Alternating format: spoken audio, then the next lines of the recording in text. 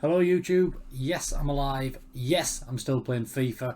I just haven't bothered with the uploads this year. I've been concentrating a lot more on the live streaming than the YouTube this year, but I'm back today to bring you the custom tactics that I've been using.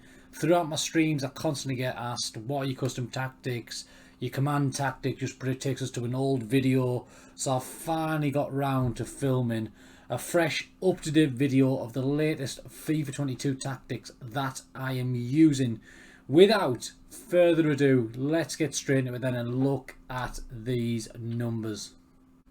So I'm thinking of making this a kind of mini series where I make a different video for every different formation. Believe me, I went through a lot of different formations and tactics this year. I've tried pretty much everything with varying levels of success, but today's video is going to be on the 4-1-2-1-2 narrow, also known as the diamond.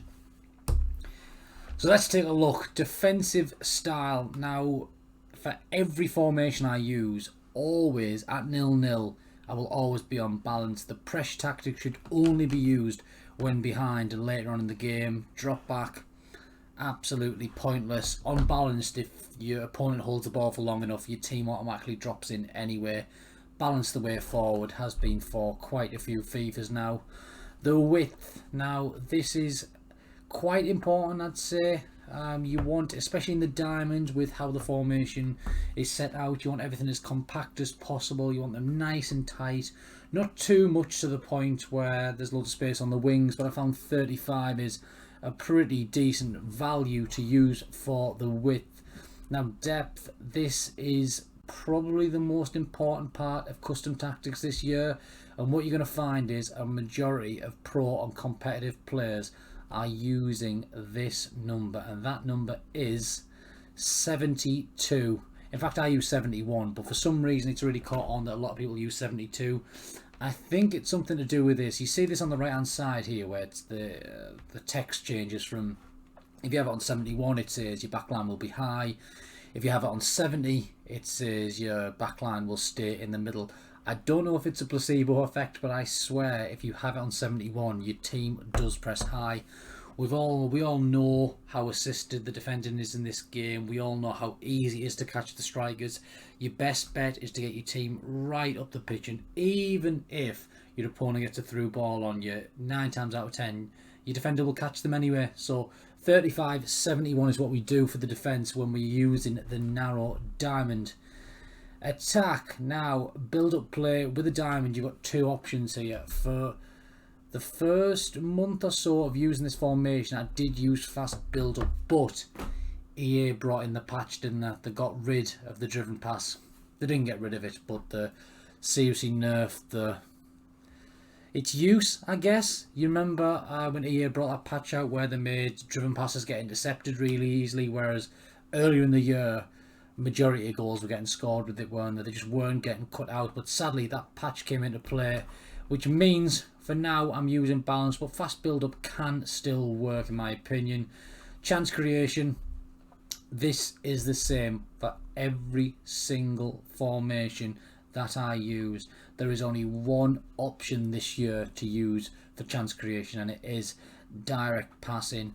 It pushes the other team back. It constantly gets your players in perfect positions for the quick passes in the box to get shots off. It's just the best tactic by far. There's no other way of putting it.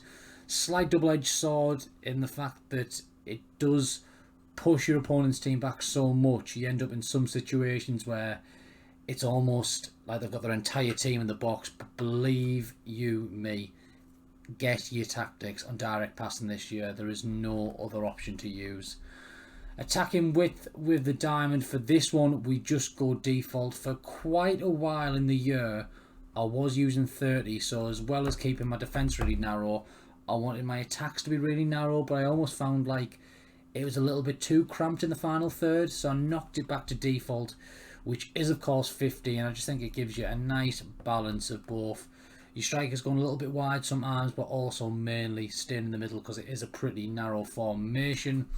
Players in the box, for this one I use 6, and I've said this for a long time, haven't I? With custom tactics in general, I know I've kind of contradicting myself a little bit here. But in general, I don't like straying too far away from default. So obviously default for players in the box is 5, default for width is 50. So I've strayed a little bit here, but in general, I try and keep it as close to default as possible. Obviously the diamonds are pretty attacking formation. You know, you're going to want players in the box, aren't you? So I knock it up to 6, and I found that works well.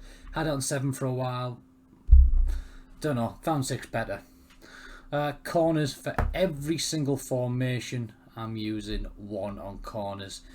You're wasting your time putting it into the box, so get it on 1, take it short, get the finesse shots in, work it into the box. That's your best way of scoring corners. Whipping it into the box is absolutely useless, as I'm sure most of you will know by this point. Free kicks, doesn't really matter. I think I have this on 3, but to be honest, it means nothing. You're not going to cross it in from a free kick. You're always going to take it short, or you're going to shoot. So, bit of a waste of time, that tactic, isn't it? Instructions for the diamond. Now, on every formation, I have comes for crosses, sweeper, keeper.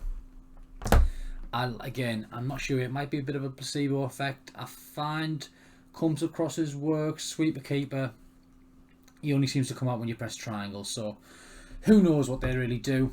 The fullbacks in the diamond, you want them both on stay back.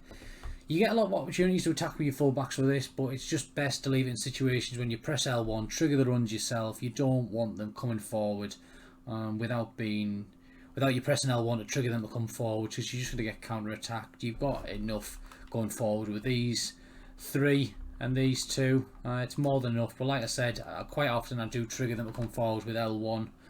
The CDM I have on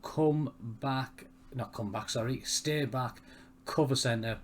Don't need to really explain that one, do I?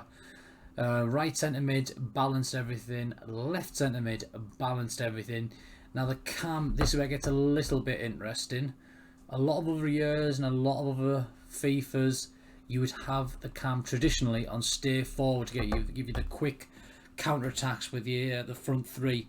Not this year, not on FIFA 22 with the defensive game that it is. I have him on balanced. It just means that he comes back, makes you defend in the 4-4-2, get the 2 banks of 4, which sadly this year is the most effective way of defending.